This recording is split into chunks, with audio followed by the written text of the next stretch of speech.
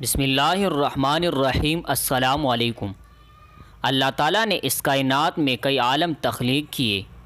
اس کرۂ ارض پر دو ایسی مخلوقات ہیں جن کی ہدایت کے لیے اللہ تعالیٰ نے 1,24,000 انبیاء کرام اور رسل مبعوث فرمائے۔ ان کے لیے اللہ تعالیٰ نے سزا و جزا کا تصور پیش کیا، یعنی یوم آخرت۔ اللہ تعالیٰ کی یہ دو مخلوقات انسان اور جن ہے۔ جنات کی دنیا اسرار کے پردے چھپی رہتی ہے۔ جنات انسانوں کی نظروں سے پوشیدہ کر دیے گئے۔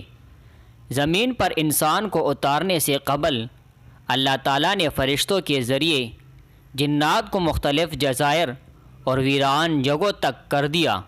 جنات کے مقید کرنے کا واقعہ بھی دلچسپی سے خالی نہیں۔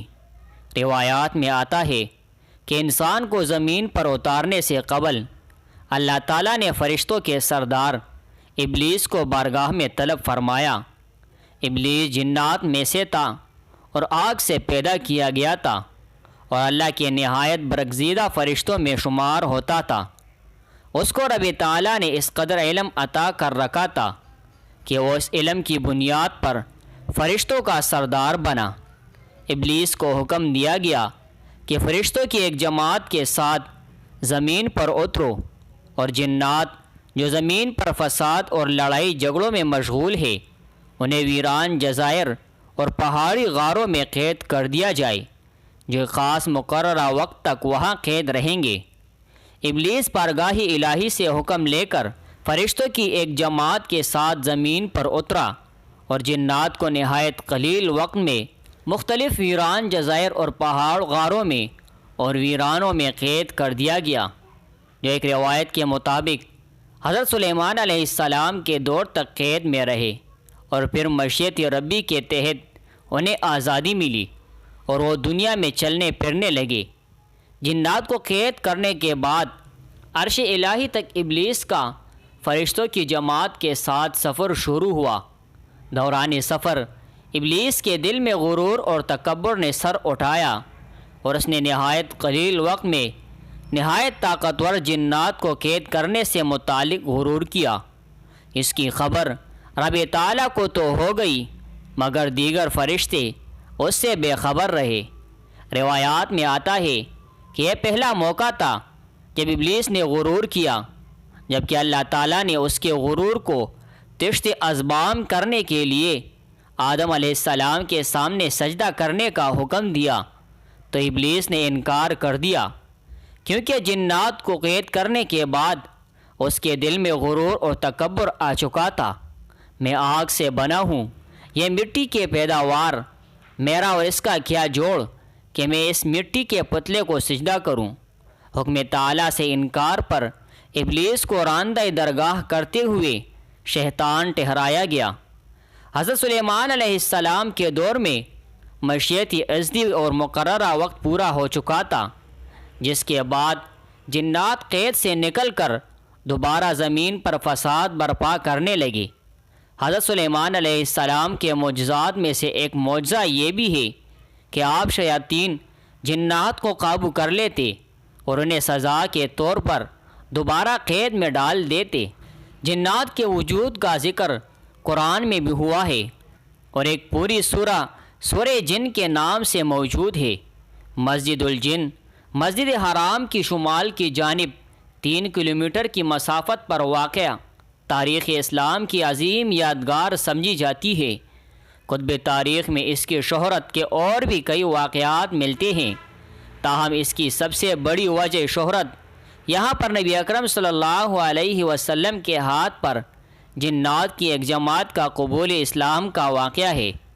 العربیہ کی رپورٹ کے مطابق مسجد حرام کے شمال میں 3000 میٹر کے فاصلے پر، جہاں آج مسجد الجن موجود ہے، جنات کی ایک جماعت نے حضور صلی اللہ علیہ وسلم کے ہاتھ پر اسلام قبول کیا، آپ سے قرآن پاک سنا۔ اس موقع پر آپ صلی اللہ علیہ وسلم نے جنات کے سوالوں کے جواب دیے۔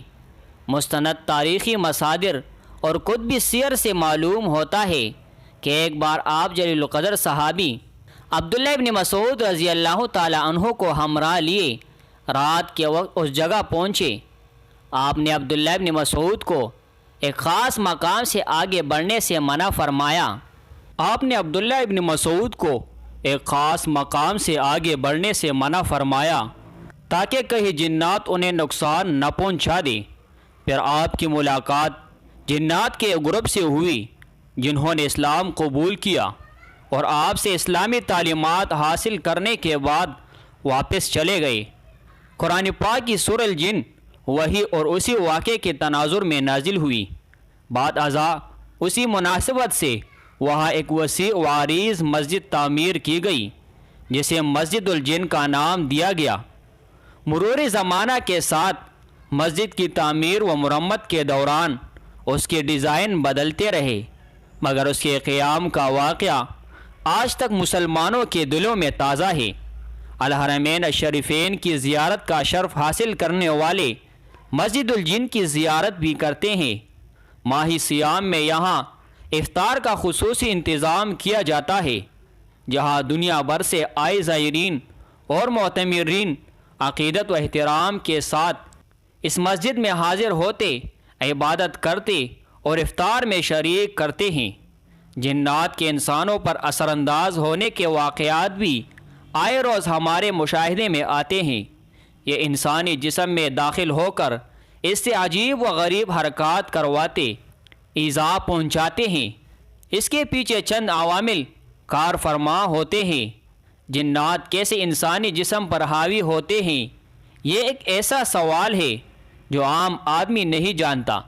ابن تیمیہ رحمۃ اللہ علیہ کے مطابق انسان جب نیکی سے غافل ہو کر برائی کی جانب راغب ہوتا ہے تو بد اثرات سے متاثر ہونے کا خطرہ بھی بڑھ جاتا ہے۔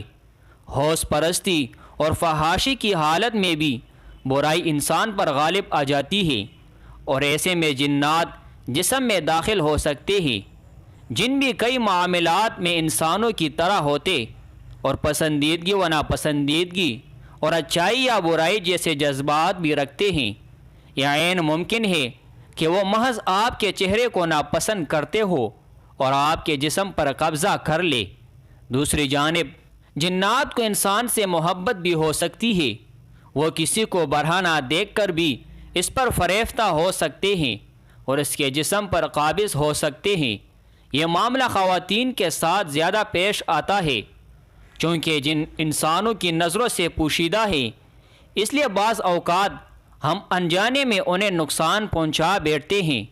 مثال کے طور پر آپ کہیں گرم پانی ابالتے ہیں یا کسی درخت یا پتھر کی اوٹ میں بیٹھ کر رفع حاجت کرتے ہیں، مگر نہیں جانتے کہ یہ جنات کا بصیرہ ہے اور آپ کے اس عمل سے وہ ناراض ہو سکتے ہیں اور بدلہ لینے کے لیے آپ کے جسم میں داخل ہو سکتے ہیں۔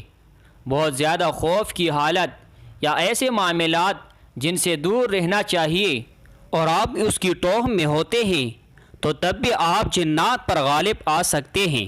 جنات جسم کے کس حصے سے داخل ہو کر انسان پر قبضہ جماتے ہیں، اس کے حوالے سے مختلف آراء پائی جاتی ہے۔ تاہم قرینہ از قیاس یہ ہے کہ انسان کی موت کے وقت روح انسانی ناخنوں، ناک، آنکھ اور منہ سے نکلتی ہے، اور یہی جگہ ایسی ہوتی ہے جہاں سے جنات انسانی جسم میں داخل ہو کر قبضہ جماتے ہیں۔ اللہ تعالیٰ نے انسان کو شر سے بچنے کے لیے کئی طریقے بتائے ہیں، جن میں حضور اکرم صلی اللہ علیہ وسلم کے ذریعے تعلیم بھی دی گئی، اور کئی ایسی مسنون دعائیں اور وظائف موجود ہیں جن کے ذریعے جنات کا توڑ کیا جا سکتا ہے۔